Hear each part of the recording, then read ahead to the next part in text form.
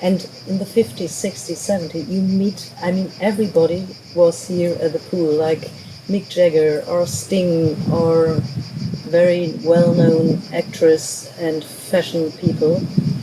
What was the story here behind this pool? The paradise was created by my parents in the early 50s, and they were staying next door to the Hotel du Cap, and I think they were walking around and they saw this piece of land that they bought in, I don't know, 52 or 53. I started taking pictures perhaps when I was 7 years old. I had a little Brownie camera. And then when I was about 10 years old, my father gave me his first Leica. And then from then on I had all the M's. And I had also a Leica CL, which I liked, was a small Leica, which I took a lot of pictures with. Every morning I wake up, I said, I'm still interested by taking pictures every day of my life. One reason why I take a lot of pictures is I'm dyslexic and my handwriting is atrocious. So it was a reason to document my life, because if I write it, I can't read what I write. So I have an obsession with colors, but bizarrely enough, 99% of my photographs are in black and white. Tell us more about the story behind this LimoLand.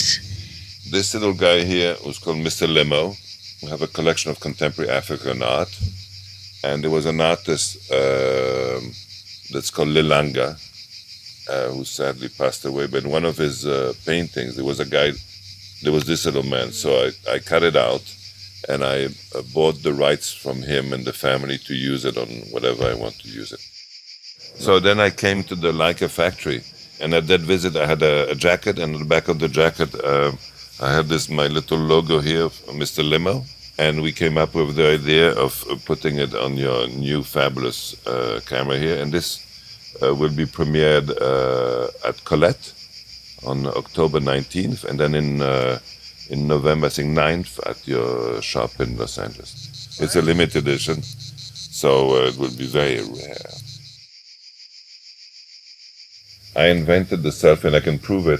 There's a little book that will come out in early October, and I can show the first selfie I ever did was in 1973 with Faye Dunaway when I was at Harvard.